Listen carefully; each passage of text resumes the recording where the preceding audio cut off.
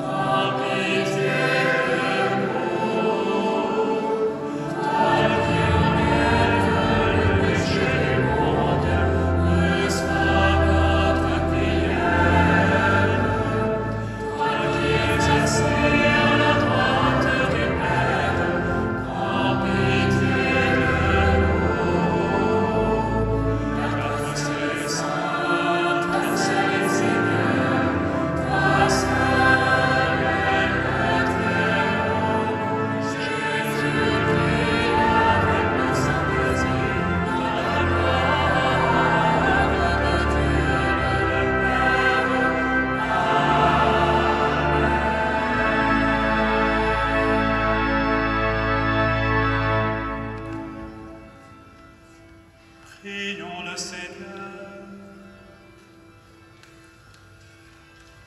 Accorde-nous, Seigneur, de trouver notre joie dans notre fidélité, car c'est un bonheur durable et profond de servir constamment le Créateur de tout bien, par Jésus-Christ, ton Fils, notre Seigneur et notre Dieu, qui vit et règne avec toi dans l'unité du Saint-Esprit, maintenant et pour les siècles des siècles.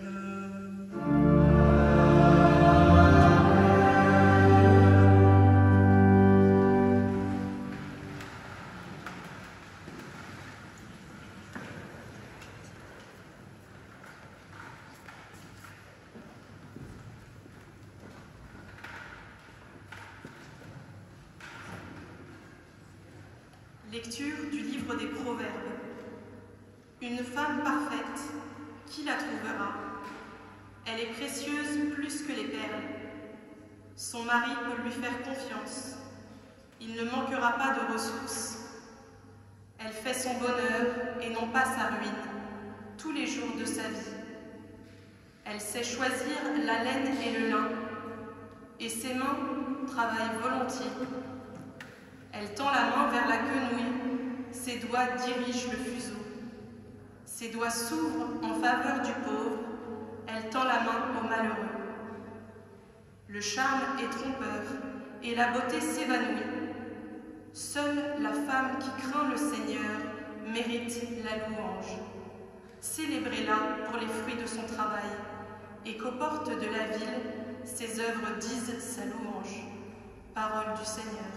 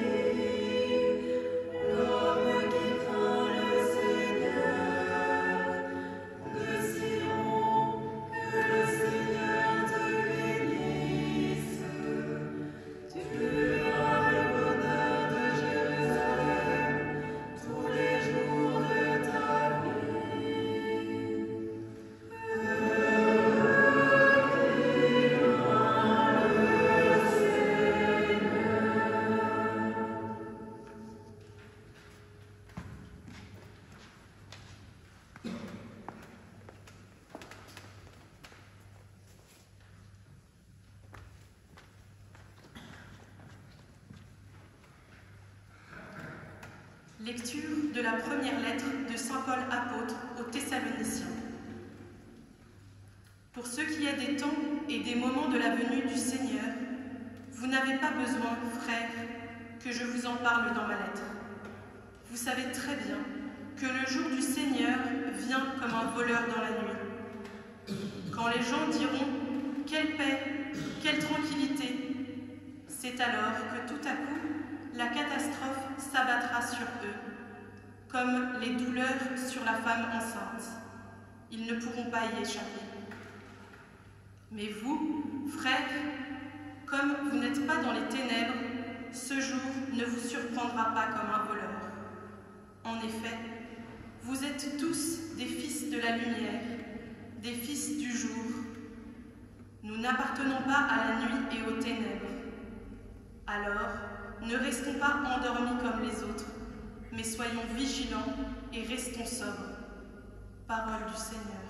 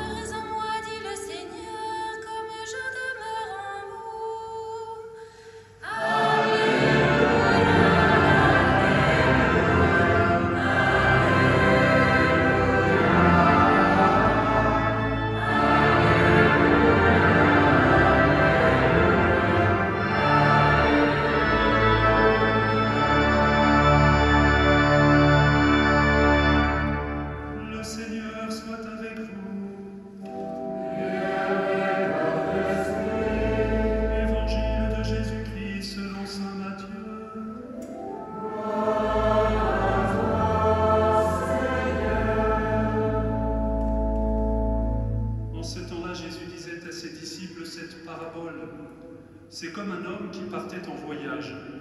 Il appela ses serviteurs et leur confia ses biens. À l'un, il remit une somme de 5 talents, à un autre 2 talents, au troisième un seul talent, à chacun selon ses capacités. Puis ils partirent. Aussitôt, celui qui avait reçu les 5 talents s'en alla pour les faire valoir et en gagna 5 autres. De même, celui qui avait reçu 2 talents en gagna 2 autres. Et celui qui n'en avait reçu qu'un alla creuser la terre et cacha l'argent de son maître. Longtemps après, le maître de ses serviteurs revint et il leur demanda des comptes. Celui qui avait reçu 5 talents s'approcha, présenta 5 autres talents et dit « Seigneur, tu m'as confié 5 talents, voilà j'en ai gagné 5 autres. » Son maître lui déclara « Très bien, serviteur bon et fidèle. Tu as été fidèle pour peu de choses, je t'en confierai beaucoup. Entre dans la joie de ton Seigneur. » Celui qui avait reçu 2 talents s'approcha aussi et dit « Seigneur, tu m'as confié 2 talents, voilà j'en ai gagné 2 autres. » Son maître lui déclara « Très bien, serviteur bon et fidèle.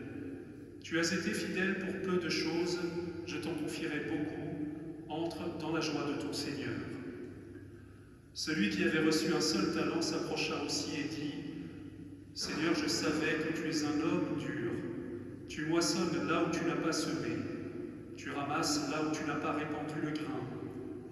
J'ai eu peur, et je suis allé cacher ton talent dans la terre. Le voici, tu as ce qui t'appartient. » Son maître lui répliqua, « Serviteur mauvais et paresseux, tu savais que je moissonne là où je n'ai pas semé, que je ramasse le grain là où je ne l'ai pas répandu. Alors il fallait placer mon argent à la banque, et à mon retour je l'aurais retrouvé avec les intérêts. Enlevez-lui donc son talent et donnez-le à celui qui en a 10. À celui qui a, on donnera encore, et il sera dans l'abondance. Mais celui qui n'a rien se verra enlever même ce qu'il a. Quant à ce serviteur bon à rien, jetez-le dans les ténèbres extérieures. Là, il y aura des pleurs et des grincements de dents. Acclamons la parole de Dieu.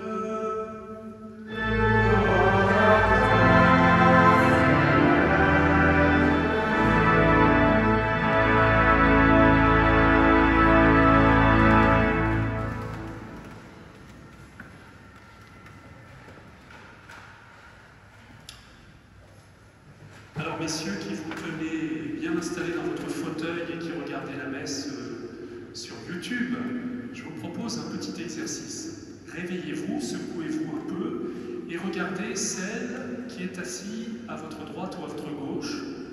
Regardez-la, c'est peut-être votre épouse, votre sœur, c'est peut-être quelqu'un qui vous est cher, votre maman. Regardez-la et dites-lui merci. Merci. Merci d'être cette femme. Merci d'être tout simplement d'être ce que tu es. Vous le faites ou pas?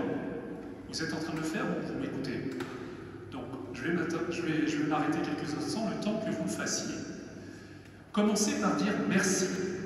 Merci parce que Dieu a créé un monde merveilleux. Et au sommet de cette création, nous est-il dit, le 6e jour, vous pouvez ouvrir votre Bible et regarder au chapitre 1 de la Genèse, et verset 26, Dieu créa l'homme, c'est-à-dire l'humanité, à son image, homme et femme, il les créa.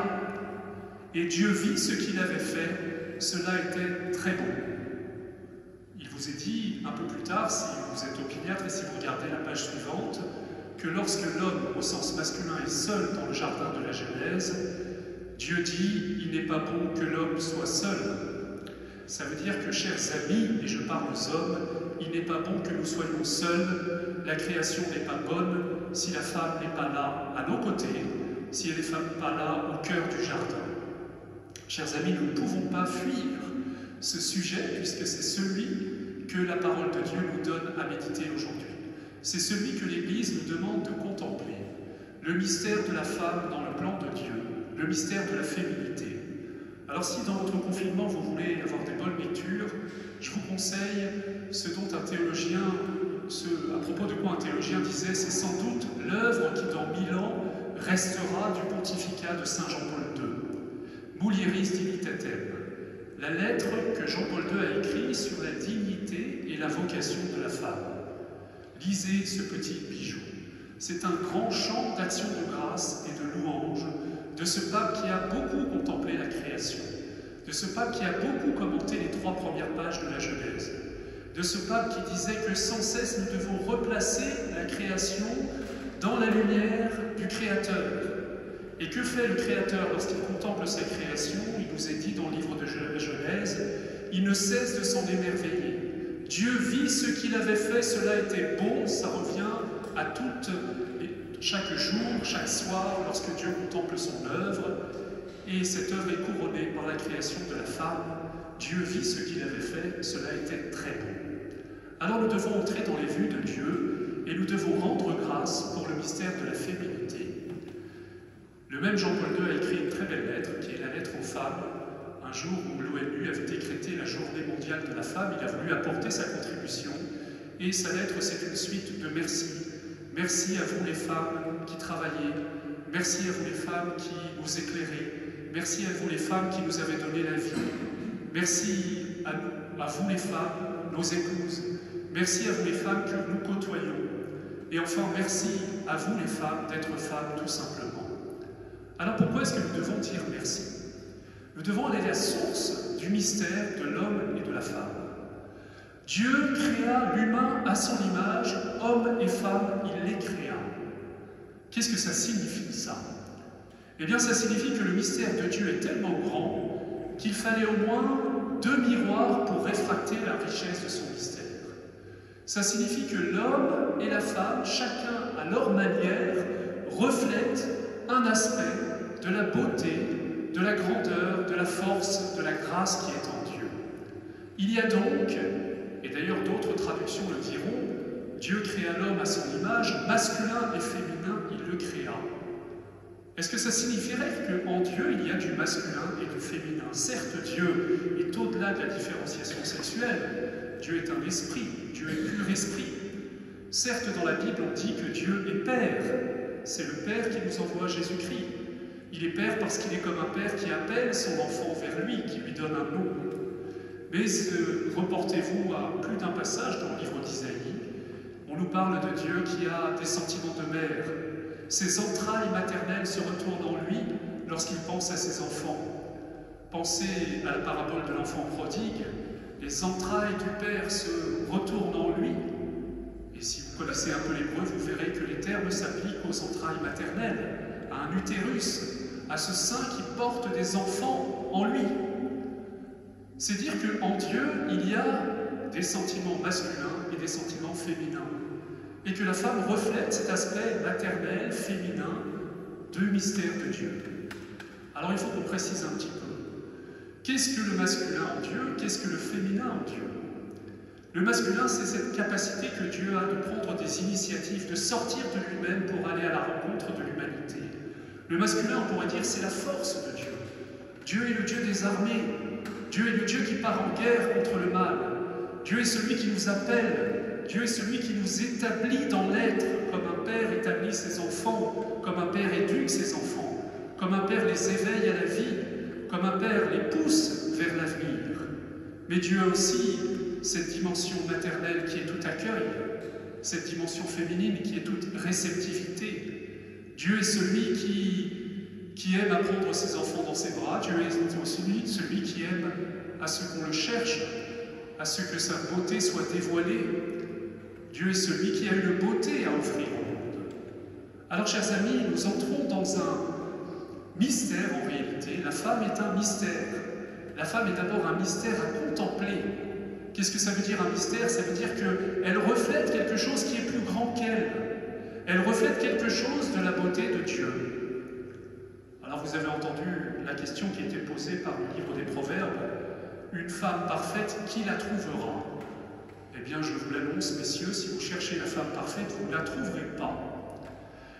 Précisément, la femme parfaite n'existe pas. L'homme parfait non plus, mais ça vous le savez déjà, mesdames, depuis longtemps, depuis votre naissance. Mais les hommes ont encore en eux une certaine nostalgie de la femme parfaite. Pourquoi? Eh bien, c'est tout le paradoxe. Parce que la femme reflète la perfection de Dieu d'une certaine manière. La femme reflète la beauté de Dieu. Le mystère de la beauté féminine, eh bien, est quelque chose qui blesse le cœur de l'homme parce que c'est un écho du mystère de Dieu. En fait, on pourrait appliquer à la femme ce que Claudel, le poète, dit: la femme est une ruse de Dieu. Vous croyez, messieurs, que c'est la femme qui vous attire, que c'est sa beauté. En réalité, ça n'est pas elle. C'est Dieu qui se sert de la femme pour vous attirer à lui. C'est Dieu qui, à travers sa beauté, à travers sa vulnérabilité, à travers sa force, à travers son rayonnement, eh bien, vous faire sortir de vous-même pour aller vers l'autre. C'est peut-être le miracle quand un homme sort de lui-même, sort de sa coquille, sort de son égoïsme, parce qu'il est appelé par la beauté. Eh bien, en réalité, Dieu avait trouvé cela pour faire sortir l'homme de lui-même. J'aime beaucoup cette interprétation. D'ailleurs, les rabbins juifs disent que la femme a été mise dans le jardin, non pas pour être simplement tout contre l'homme, mais pour le contrer, pour le déranger, pour l'obliger à donner le meilleur de lui-même, pour que par sa beauté, il provoque l'homme à faire don de lui-même. Chers amis, nous pourrions en parler longtemps. Jean-Paul II dit dans sa lettre: d'abord disons merci pour le mystère de la femme. Alors je vous propose très sérieusement aujourd'hui, messieurs, aujourd'hui dimanche, soit de vous tourner vers celle qui est près de vous et à qui vous ne dites pas suffisamment souvent merci, soit d'appeler une des femmes qui a marqué votre chemin et qui vous a ouvert, qui vous a permis de dilater votre cœur, qui vous a permis de sortir de cet égoïsme qui est mortifère. Il n'est pas bon que l'homme soit seul. Remerciez-la. Et après, vous pourrez faire comme Jean-Paul II, qui dit que le merci ne suffit pas. Il faut aussi accepter que nous avons parfois à demander pardon pour toute la fois où le génie féminin n'a pas été honoré, toutes les fois où la femme n'a pas été respectée, toutes les fois où la femme n'a pas été respectée dans le plan de Dieu. Alors vous allez me dire, vous, mon père, vous enfoncez une porte ouverte parce que l'actualité tous les jours nous rapporte cela. Je ne parle pas de la guerre des sexes, je ne parle pas de ce conflit entre les hommes et les femmes dans lequel on veut nous faire rentrer. Vous savez que c'est Marx qui parlait du conflit entre le maître et l'esclave, et il parlait aussi du conflit entre l'homme et la femme. Trop souvent, faire valoir sa féminité, ça voudrait dire contester aux hommes leurs droits, être en rivalité avec Dieu. Dans le plan de Dieu, il n'en va pas comme ça, ainsi. Dans le plan de Dieu, masculinité et féminité sont dans la complémentarité, sont dans une promotion mutuelle. Plus je suis homme, plus je dois reconnaître et aimer ce que la femme peut me donner. Plus je suis femme, et plus je dois être reconnaissant à l'homme de me donner cette part du regard sur la création que l'autre a et que par définition je n'ai pas. Chers amis, nous avons chacun 50% du regard sur la création qui nous est donné. Si nous voulons entrer dans la plénitude de la création, nous devons entrer en communion, nous devons entrer en dialogue, nous devons entrer en action de grâce réciproque, de recevoir ce que nous pouvons nous donner l'un l'autre. Alors je ferai une petite parenthèse. Aujourd'hui on dit beaucoup que, et c'est très à la mode de le dire, mais c'est d'autant plus à la mode qu'on ne connaît pas très bien l'histoire malheureusement. Savez-vous que les siècles où la femme a été le plus honorée ont été les siècles les plus chrétiens en réalité? C'est le Moyen-Âge qui a le plus honoré le mystère de la femme. Qu'on ne nous dise pas que les femmes n'existaient pas au Moyen-Âge. Connaissez-vous Hildegarde de Bingen? Elle était plus puissante que Saint Bernard et que le pape de l'époque. On se déplaçait de toute l'Europe pour l'écouter, pour recevoir ses avis. Connaissez-vous Catherine de Sienne qui a été chercher le pape en Avignon par la peau du cou et qui lui a dit « D'où Jésus sur la terre, quand est-ce que vous vous comporterez virilement ?» Voilà une femme forte. Voilà une femme qui, à l'image, connaissez-vous aussi, Jeanne d'Arc. Jeanne d'Arc qui a été chercher cet homme qui n'avait pas très envie de prendre ses responsabilités d'homme et qui est venu aussi le chercher à Orléans pour le conduire jusqu'à Reims. Connaissez-vous toutes ces femmes du Moyen-Âge qui ont rayonné le mystère d'une féminité forte, engagée et pas du tout soumise au sens que nous connaissons? Nous avons toujours l'habitude de dire « nous ne sommes plus au Moyen-Âge ». Eh bien c'est dommage, il faudrait mieux qu'on revienne au Moyen-Âge. On a commencé à reléguer la femme sur un côté à partir de la Renaissance. C'est curieux, quand on a commencé à se couper de Dieu et à mettre l'homme au centre, on a évacué à la fois Dieu et la femme. Et le sort de la femme, tel qu'il est en France aujourd'hui, a été réglé par le Code Napoléon. Le Code Napoléon n'a pas grand-chose de chrétien. Le Code Napoléon prend sa source dans la tradition romaine du pater familias, c'est-à-dire que c'est une régression avant le temps du christianisme. Chers amis, je vous propose aujourd'hui que nous revenions enfin au Moyen-Âge, que nous revenions enfin en ces temps lumineux, en ces temps, au temps des cathédrales, vous savez, au temps où les édifices n'étaient pas fermés sur eux-mêmes, comme on a commencé à le faire à la Renaissance, au moment où les vitraux laissaient passer la lumière divine partout et la laissaient illuminer le mystère des hommes et des femmes qui étaient là. À l'époque où tant de cathédrales se sont dressées comme des champignons sur tout le territoire de France, et chacune d'elles s'appelait Notre-Dame. Chaque homme partait au combat en offrant sa vie pour cette dame qu'il voulait servir, la dame de ses pensées, mais aussi celle qui reflétait toute la féminité de la création et de Dieu, qui était Notre-Dame, la Vierge Marie. Chers amis, demandons aujourd'hui d'avoir un cœur rempli d'émerveillement pour le mystère de la femme. Demandons aussi qu'elle puisse, sa figure rayonnante puisse véritablement se dresser aujourd'hui. Et je terminerai avec Jean-Paul II, vous connaissez cela, le dernier voyage de Jean-Paul II, des 110 voyages qu'il a fait dans tout son pontificat, il l'a réservé à la France, et il l'a réservé à Lourdes, et il y tenait à ce voyage. Il était déjà très faible, il avait du mal à se tenir debout, et même à genoux sur son prie-dieu dans la grotte de Lourdes. Et allez voir les images, elles sont extraordinaires, ce moment où, ramassant toutes ses forces, Jean-Paul II s'est retourné et a dit « Maintenant, je m'adresse à vous, les femmes. Dans cette grotte, une femme est apparue à une jeune fille. La Vierge Marie est venue du ciel pour parler à cette jeune fille de 13 ans. Et elle lui a révélé le secret de la féminité. Femmes, soyez les sentinelles de l'invisible. » Vous avez entendu la deuxième lecture. Nous devons être vigilants. L'attitude spécifiquement chrétienne, c'est d'être des sentinelles, de veiller dans un monde qui est plongé dans toutes sortes de distractions qui le détournent de l'essentiel, qui le détournent du ciel. Eh bien, nous devons, hommes et femmes, être vigilants. Et quel est le lieu de la vigilance spécifique de la femme? Eh bien, elle doit veiller à ce qui est invisible. Elle est la sentinelle de l'invisible. Elle est la sentinelle de toutes ces valeurs cachées aux yeux des gens qui risquent de passer à l'as. Vous savez, on nous parle de besoins essentiels aujourd'hui. C'est vrai, il y a des gens qui ont reçu comme mission, paraît-il, de dire aux autres quels sont leurs besoins essentiels. C'est nouveau dans l'histoire de l'humanité, on ne l'a jamais fait. Aucun gouvernement n'a prétendu dire aux autres quels étaient leurs besoins essentiels. Ça s'appelle un abus, ça s'appelle une dictature, c'est tout. Parenthèse fermée. Mais dans ces besoins essentiels, il y aurait la consommation, il y aurait les besoins matériels, il y aurait de manger, il y aurait de consommer sur Amazon. On a besoin de sentinelles de l'invisible qui nous disent qu'il y a des valeurs invisibles plus profondes, que la valeur de la vie est précieuse. Dans ce même confinement, on a prolongé, paraît-il, l'avortement de 12 à 14 semaines. Quel beau progrès pour les valeurs de la vie.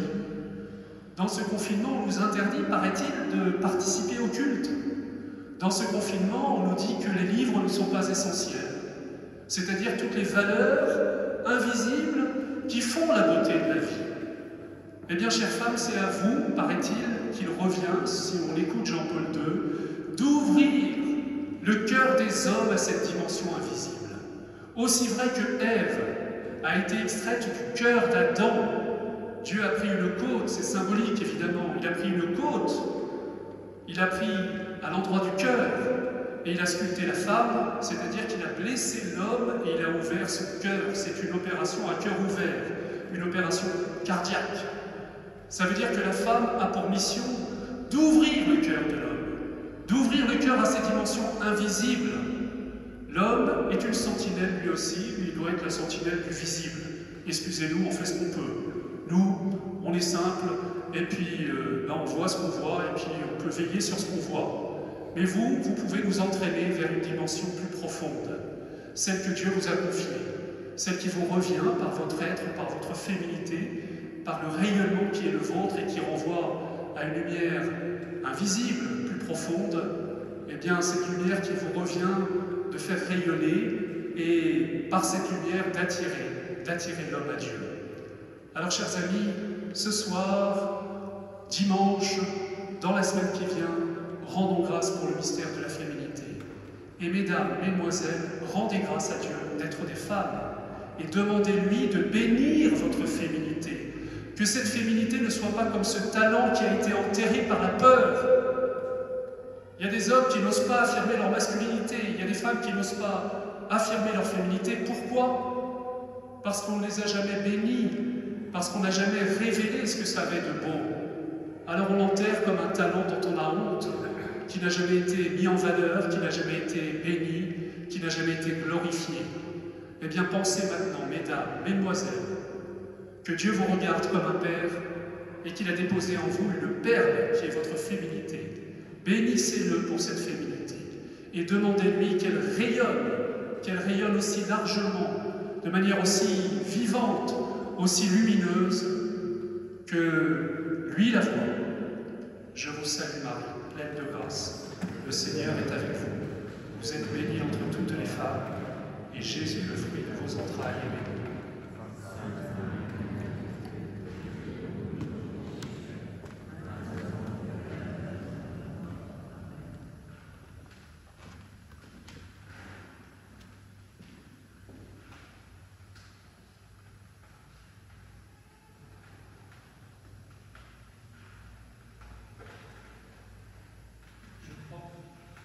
Je crois en Dieu le Père Tout-Puissant, Créateur du ciel et de la terre, et en Jésus-Christ, son Fils unique, notre Seigneur, qui a été conçu du Saint-Esprit, est né de la Vierge Marie, a souffert sous Ponce Pilate, a été crucifié, est mort, a été enseveli, est descendu aux enfers, le troisième jour est ressuscité des morts, est monté aux cieux, est assis à la droite de Dieu le Père Tout-Puissant, d'où il viendra juger les vivants et les morts. Je crois en l'Esprit Saint, à la Sainte Église catholique, à la communion des saints, à la rémission des péchés, à la résurrection de la chair et à la vie éternelle. Amen. Dans la confiance des enfants de Dieu, levons nos cœurs, levons nos yeux vers le ciel et présentons nos demandes à ce Père qui nous aime.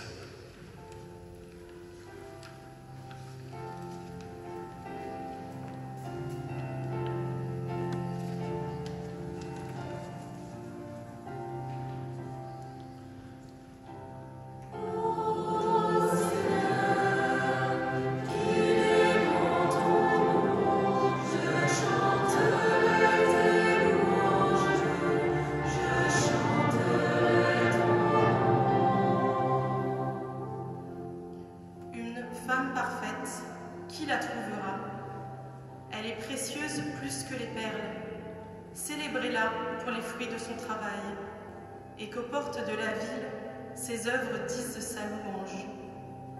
Père, béni sois-tu pour la merveille de ta création et pour la beauté de la féminité. Béni sois-tu pour le visage rayonnant de chacune des femmes que tu as créées à ton image et à ta ressemblance. Nous te confions les jeunes filles qui cherchent leur vocation et la manière particulière par laquelle elles diront ta louange et porteront du fruit en ce monde. Nous t'en prions, Seigneur.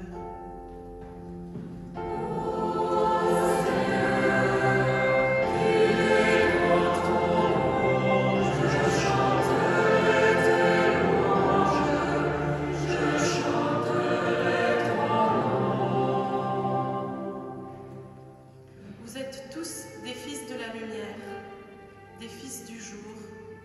Nous n'appartenons pas à la nuit et aux ténèbres. Alors, ne restons pas endormis comme les autres, mais soyons vigilants et restons sobres. Seigneur Jésus, béni sois-tu de nous éclairer de ta lumière et de faire de nous des veilleurs au cœur des ténèbres. En ce temps d'épreuve, pour l'expression de notre foi, garde-nous vigilants dans la prière, par la louange, l'adoration et la méditation de ta parole. Entends notre désir de retrouver la pleine liberté de culte. Nous t'en prions, Seigneur. Ô Seigneur,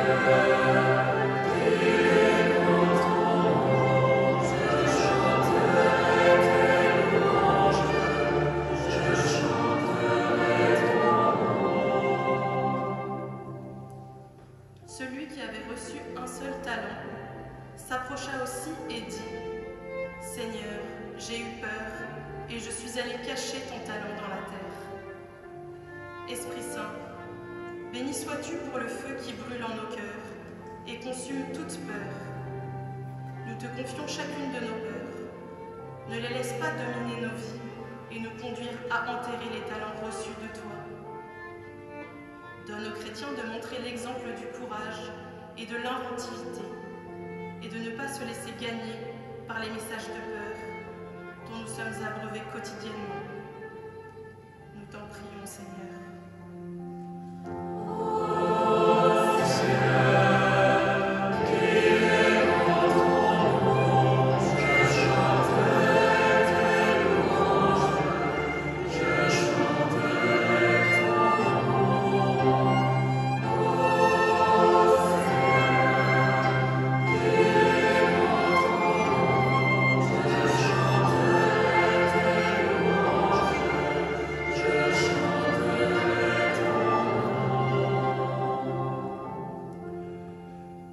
Seigneur, les prières que tu inspires toi-même à ton Église, et dans ta bonté daignes les exaucer par Jésus le Christ, notre Seigneur.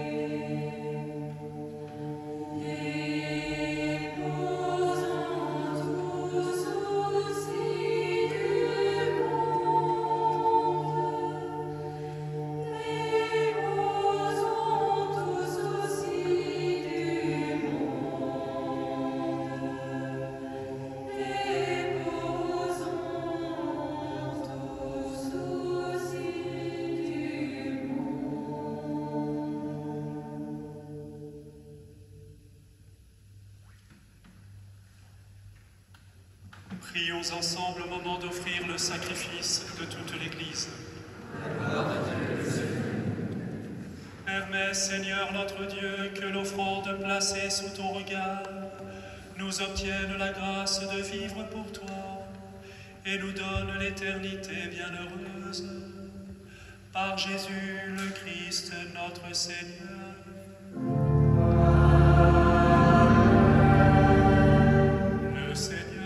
Avec vous. Élevons notre cœur. Rendons grâce au Seigneur notre Dieu.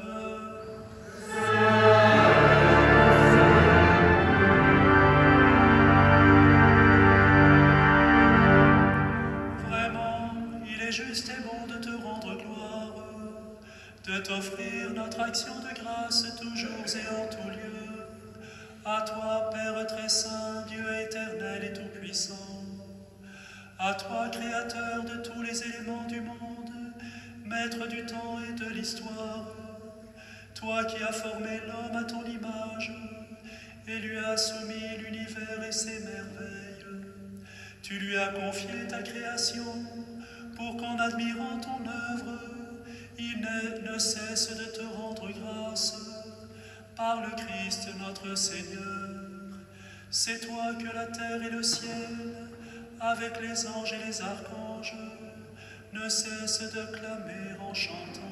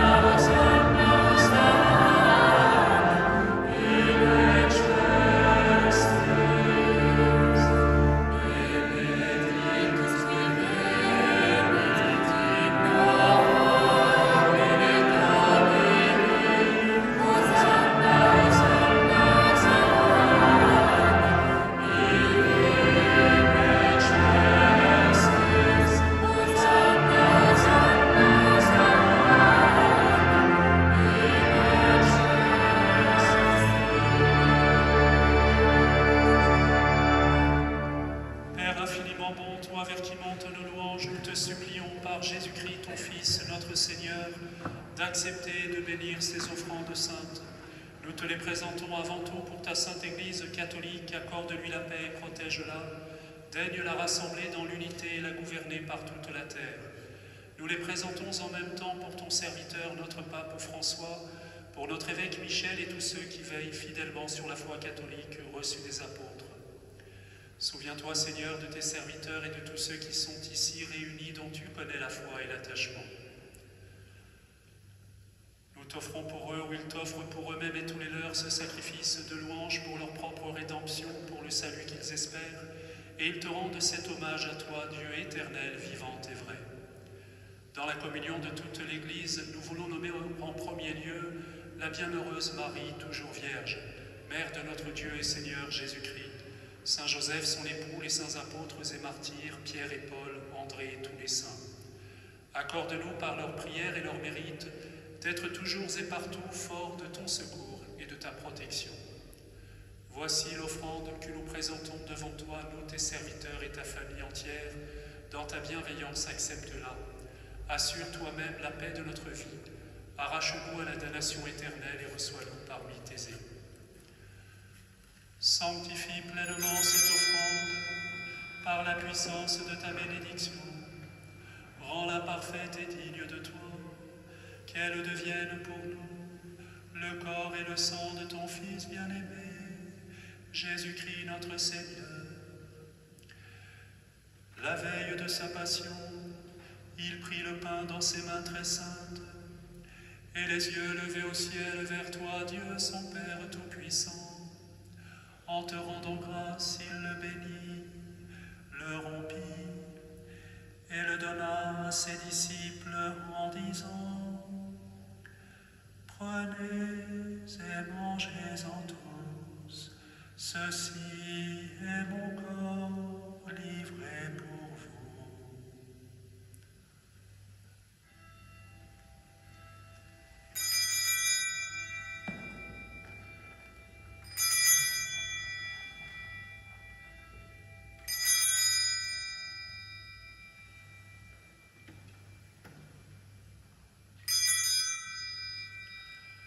De même, à la fin du repas, il prit dans ses mains cette coupe incomparable, et te rendant grâce à nouveau, il la bénit, et la donna à ses disciples en disant: prenez et buvez-en tous, car ceci est la coupe de mon sang, le sang de l'alliance nouvelle et éternelle, qui sera versé pour vous et pour la multitude, en rémission des péchés. Vous ferez cela en mémoire de moi.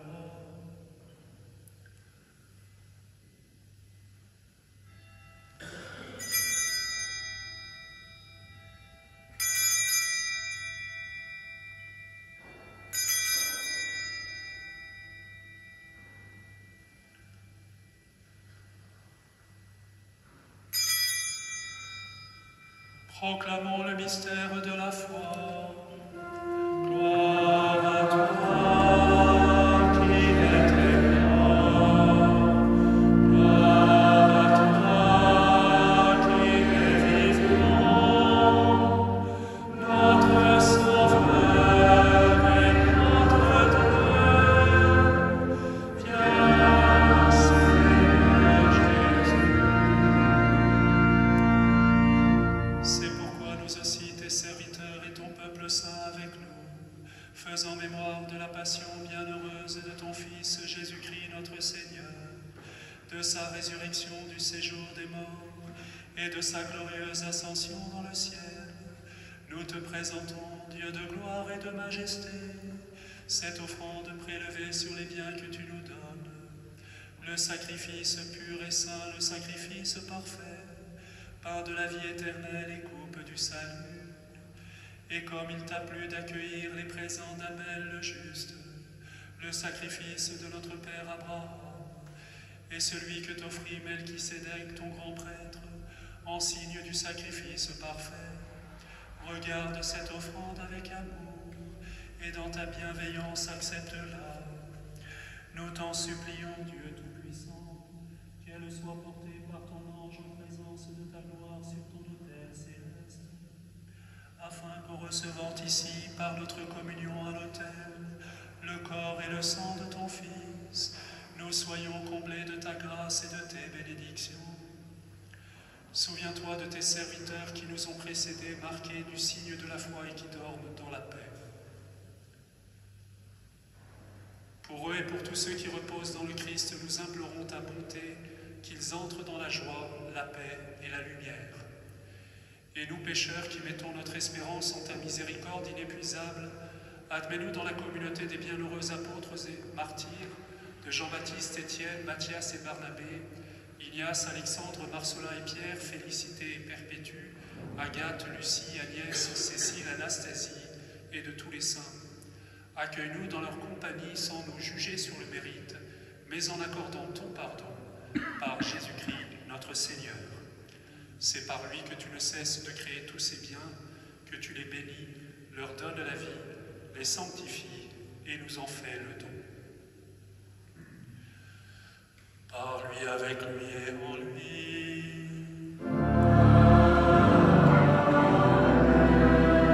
À toi, Dieu le Père Tout-Puissant, dans l'unité du Saint-Esprit.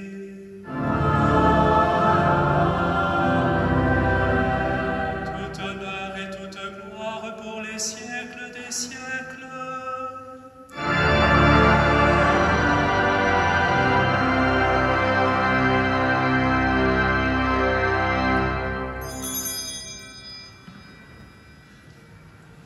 Comme nous l'avons appris du Sauveur et selon son commandement, nous osons dire: Notre Père, qui es aux cieux,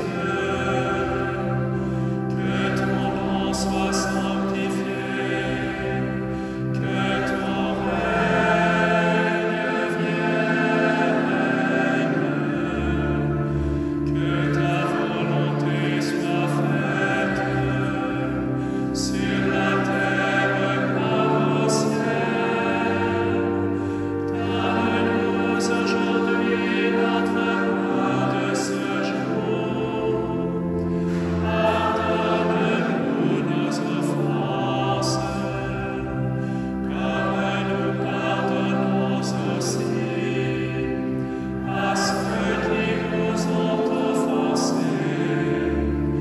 Et ne nous laisse pas entrer en tentation, mais délivre-nous du mal. Délivre-nous de tout mal, Seigneur, et donne la paix à notre temps. Par ta miséricorde, libère-nous du péché. Rassure-nous devant les épreuves. En cette vie où nous espérons le bonheur que tu promets, l'avènement de Jésus-Christ notre Sauveur. Car c'est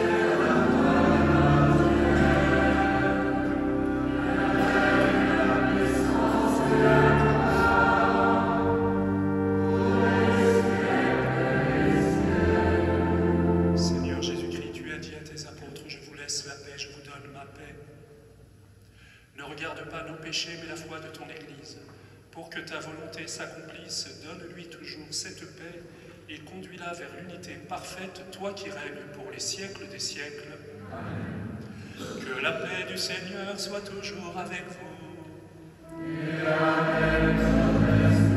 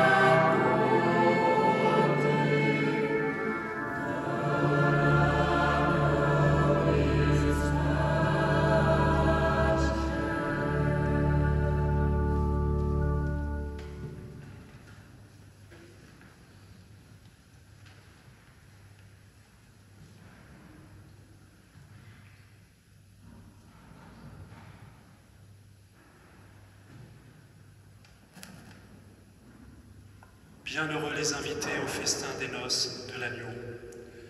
Voici l'agneau de Dieu qui enlève le péché du monde. Seigneur, je ne suis pas digne de te recevoir, mais dis seulement une parole et je serai guéri.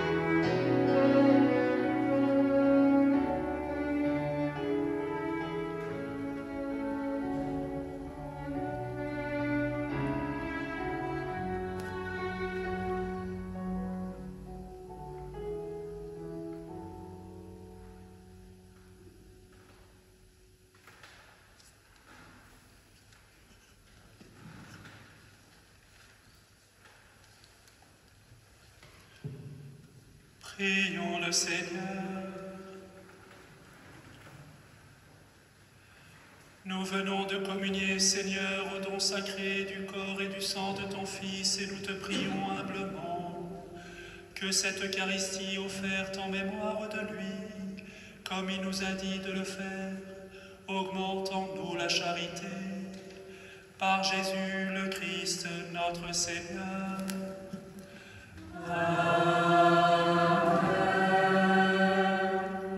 Chers paroissiens du quartier de l'Europe, après cette messe, vous aurez la possibilité, dans l'heure qui suit, et puis dans l'après-midi, si vous le souhaitez, de venir recevoir la communion. Et puis pour les membres du Rosaire Vivant qui vont se réunir par Zoom dans la suite de cette messe, eh bien, il y aura un petit message pour vous à la fin de cette messe, dans la foulée de cette célébration. Le Seigneur soit avec vous. Et avec votre esprit. Et que Dieu Tout-Puissant vous bénisse, le Père et le Fils et le Saint-Esprit. Allez dans la paix du Christ.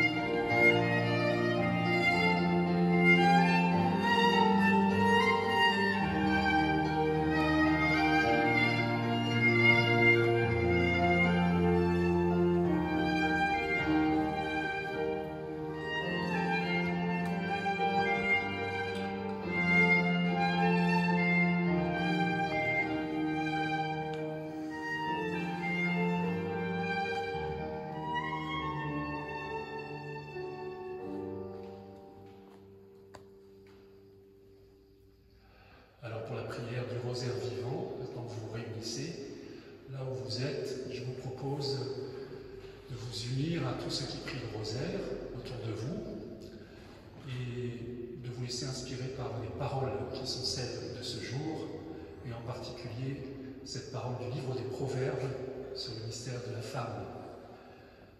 Dans chaque rosaire, nous contemplons Marie, nous contemplons l'Immaculée, nous contemplons celle qui fait rayonner le mystère de la femme dans le plan de Dieu, la femme qui est comblée de grâce, c'est-à-dire comblée de la beauté, comblée de la grâce que Dieu a déposée dans le cœur, dans l'être de toutes les femmes, et qui la fait rayonner pleinement. Je vous propose comme intention pour cette dizaine de chapelets qu'on va dire ensemble, et puis vous continuerez après, tout particulièrement de porter cette intention qui est la nôtre aujourd'hui, que vraiment nous puissions vivre pleinement notre vie chrétienne avec l'accès au sacrement, avec l'accès à l'Eucharistie, que le gouvernement, avec tous ses soucis de nous protéger, entende aussi ce besoin essentiel, vital qui est le nôtre, que nous demandions par l'intercession de la Vierge Marie. Deuxième intention, c'est de prier pour les femmes, de prier pour chacune des jeunes filles qui cherchent son chemin aujourd'hui, pour toutes celles qui souffrent aussi, pour toutes celles qui ont vécu des humiliations, des abus, des violences, et bien que nous portions cette intention dans notre cœur, et surtout avec Marie qui nous rendions grâce pour ce mystère de la féminité que se lèvent vraiment dans notre monde, dans les nouvelles générations, ces femmes selon le cœur de Dieu, ces sentinelles de l'invisible. Chaque génération suscite la Catherine de Sienne, la Mère Teresa, la Jeanne d'Arc, et puis beaucoup d'autres plus cachées, plus discrètes dans la vie quotidienne, dans la vie domestique, dans la vie de la société, plus humblement, de manière plus discrète aussi. Notre Père, qui es aux cieux, que ton nom soit sanctifié, que ton règne vienne, que ta volonté soit faite sur la terre comme au ciel. Donne-nous aujourd'hui notre pain de ce jour. Pardonne-nous nos offenses comme nous pardonnons aussi à ceux qui nous ont offensés. Et ne nous laisse pas entrer en tentation, mais délivre-nous du mal. Je vous salue Marie, pleine de grâce. Le Seigneur est avec vous. Vous êtes bénie entre toutes les femmes, et Jésus, le fruit de vos entrailles, est béni. Sainte Marie, Mère de Dieu, priez pour nous pauvres pécheurs, maintenant et à l'heure de notre mort. Je vous salue Marie, pleine de grâce, le Seigneur est avec vous. Vous êtes bénie entre toutes les femmes, et Jésus, le fruit de vos entrailles, est béni. Sainte Marie, Mère de Dieu, priez pour nous pauvres pécheurs, maintenant et à l'heure de notre mort. Je vous salue Marie, pleine de grâce, le Seigneur est avec vous. Vous êtes bénie entre toutes les femmes, et Jésus, le fruit de vos entrailles, est béni.